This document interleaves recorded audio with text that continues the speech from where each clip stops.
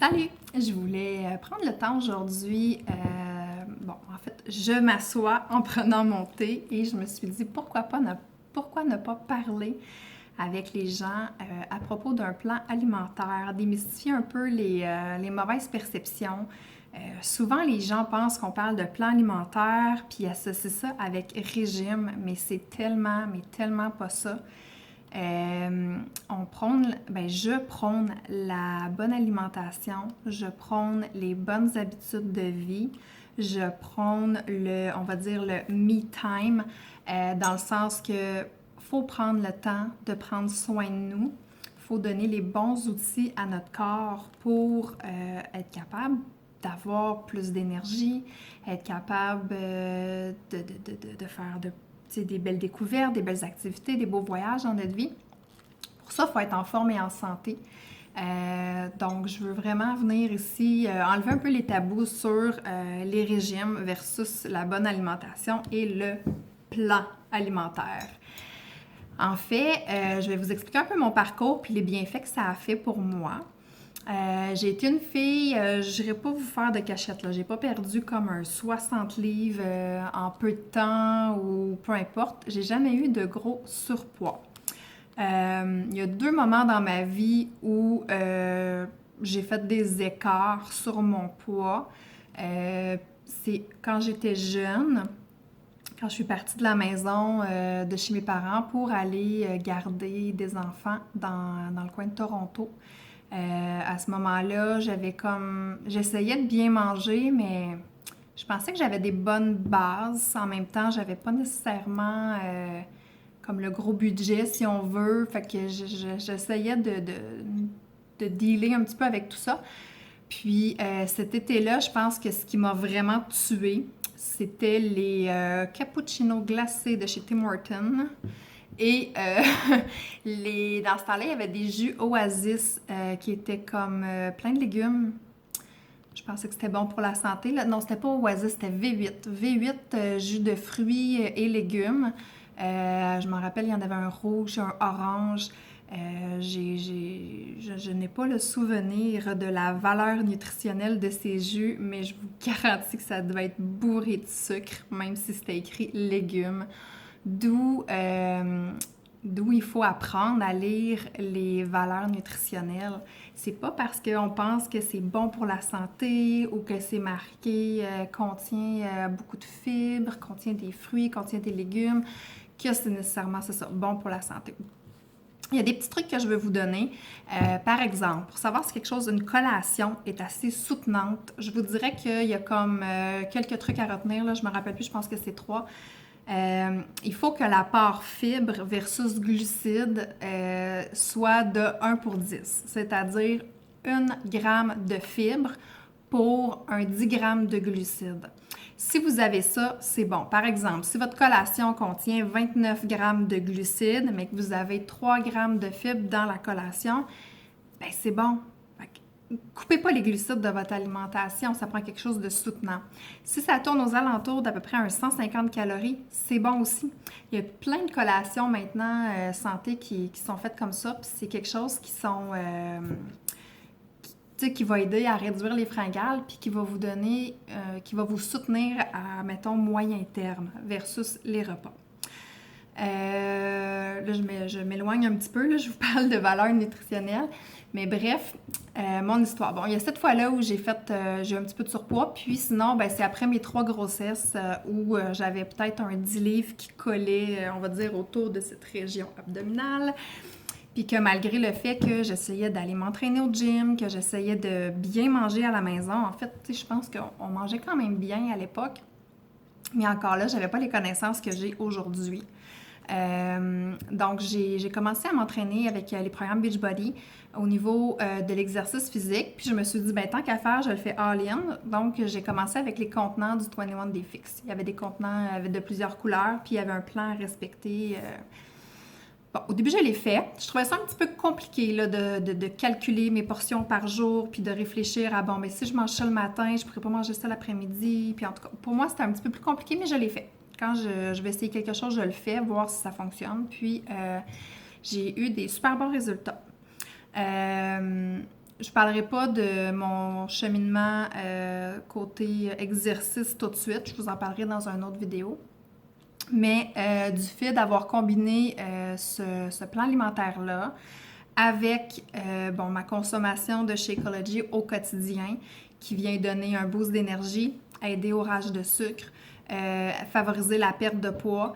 Puis personnellement, parce que je ne prône pas nécessairement une perte de poids, je prône plus un maintien de bonne santé. Puis si on a des objectifs à atteindre en perte de poids, ben tant mieux, ça va nous aider à les réaliser.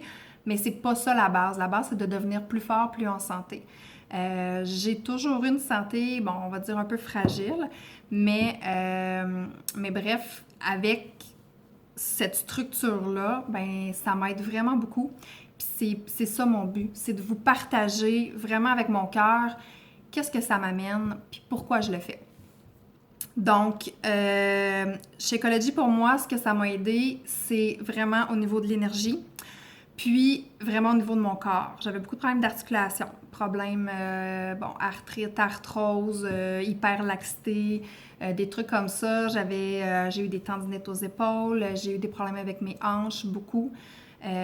Puis avec la consommation de ce produit-là, ben ça a juste comme enrayé mes problèmes de santé, comme je dirais presque entièrement.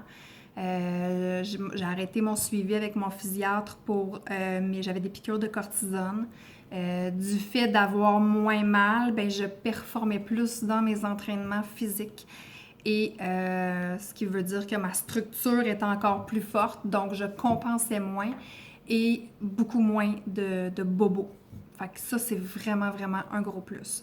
Ce qui me permettait de pouvoir jouer avec mes enfants, aller dehors, faire des activités, aller à la montagne, faire du vélo avec eux, jouer au parc. Chose qu'avant, même si je n'avais pas de problème de poids, que j'avais de la difficulté parfois. Surtout quand on était en camping. Donc, ceci étant dit, j'ai adhéré à ce plan-là. J'ai eu mon accident de voiture en 2016, ce qui a fait que du jour au lendemain, je suis passée d'un entraînement de 6 jours semaine à zéro. Zéro pendant presque 2 ans, peut-être 1 an et 11 mois. Donc, pendant 1 an et 11 mois, je ne me suis pas entraînée. Mon chum me fait cadeau de cette belle montre-là, Noël 2016, et je ne l'ai pas enlevée de mon bras pratiquement pas une seule journée parce que ça me motivait à regarder le nombre de pas que je faisais dans une journée. Puis je vous dirais qu'à l'époque, là, c'était du 400-500 pas. Puis c'était gros pour moi. C'était gros parce que marcher, j'étais étourdie. Je me cognais dans les comptoirs, j'avais aucune orientation. Aller porter ma fille à la garderie qui était à 4 maisons, c'était une montagne. Donc je vous dirais que l'entraînement, là, c'était vraiment pas pour moi. J'ai fait plusieurs traitements, beaucoup de réadaptations. J'ai continué à apprendre pendant ces 2 années-là. Puis, j'ai réussi à recommencer l'entraînement dernièrement. Je vous en parlerai dans une autre vidéo, mais au mois de mai, j'étais dans une phase positive, mais un petit peu déprimée de voir que ma vie ne reviendrait plus jamais comme avant. J'avais moins d'appétit, je mangeais pas beaucoup. Puis là, à un moment donné, je me suis dit, là, ça fonctionne pas, je mange pas bien. Manger pas bien pour moi, c'était ne pas manger assez dans une journée. J'avais besoin d'une structure. Puis c'est là que le programme To Be Mindset est sorti sur l'alimentation intuitive. Ce programme-là a changé ma vie, puis j'espère qu'il va changer la vôtre aussi si vous avez des questions ou si vous avez le goût d'avoir un petit upgrade dans votre alimentation. Tout est expliqué, à savoir pourquoi je mange ça au déjeuner, pourquoi je mange ça au dîner, pourquoi on ne mange pas ça au souper, pourquoi. Donc, c'est vraiment tout expliqué en petites vidéos, donc facile à apprendre, facile à écouter. Ça répond aux questionnements. Puis, les groupes alimentaires sont distribués tout au long de la journée, d'où le nom plan. Le plan, c'est une structure, à savoir où tu dois manger ça pour avoir assez d'énergie. Donc, c'est vraiment génial. J'ai vraiment appris beaucoup avec ce mindset-là. C'est de changer ici la façon de voir la nourriture je sais qu'il y a beaucoup de filles qui jouent au yo-yo, qui ont apprécié ce plan-là parce que justement, ça vient travailler notre relation avec la nourriture. Tu sais, si par exemple Halloween vient de passer puis que vous avez le goût de manger une petite palette de chocolat, vous avez le goût de manger des jujubes, bien c'est pas d'en manger 10, mais ne le voyez pas comme une tricherie. Si vous avez fait attention à votre alimentation toute la journée puis que vous avez envie de vous gâter le soir, bien, il faut le voir comme une récompense et non pas comme gâcher ta journée ou gâcher ton plan. Puis tout se joue vraiment ici. Si dans une journée, vous faites un petit écart, puis que là, vous vous dites, ben, anyway, j'ai mangé telle affaire au dîner que j'aurais pas dû, fait qu'à soir, ben, de la merde, je continue dans ce mindset-là. Anyway, ma journée est gâchée. Mais c'est faux. Vous nourrissez votre corps de bonne nourriture, vous nourrissez votre corps de... Tu sais, l'équilibre, là, c'est vraiment d'y aller avec des choses que vous pensez qui sont bonnes pour vous. Puis, une fois de temps en temps, vous dérogez de la ligne, mais tu sais, il faut revenir assez rapidement, puis il ne faut pas vous en vouloir pour ça. C'est vraiment une question de mindset.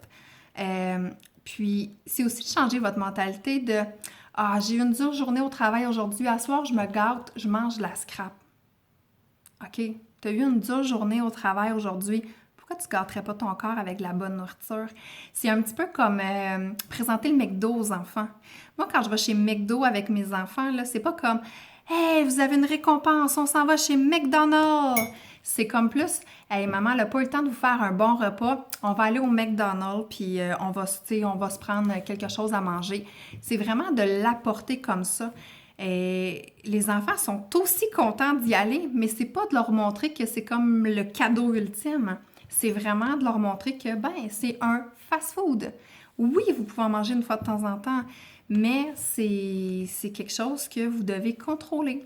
Quand mes enfants me demandent « Maman, qu'est-ce qu'on mange pour dessert? » Ben, c'est pas de leur dire « Ben, ce soir, on mange des biscuits » ou « Ah non, ce soir, ben, ça va être juste des fruits. » Tu sais, c'est ça ce soir. C'est plate, mais il faut en manger une fois de temps en temps. C'est vraiment dans la façon de l'apporter. Quand je demande à mes enfants, bon, ce soir, par exemple, si je dis, bon, ben aujourd'hui, Amélia, c'est à toi de choisir le dessert, je fais moi une surprise, va choisir quelque chose, elle va me revenir avec des fraises, puis c'est bien correct, puis elle est fière de son choix, puis c'est bon pour eux autres. C'est vraiment, tout se passe au niveau de la mentalité. Fait que c'est ça. Fait que dans le fond, un plan alimentaire, c'est de savoir comment nourrir votre corps. Tout dépendant de votre dépense énergétique aussi. Qu'est-ce que vous dépensez dans votre journée? Si vous dépensez plus d'énergie, bien, nourrissez plus votre corps. Adaptez vos portions.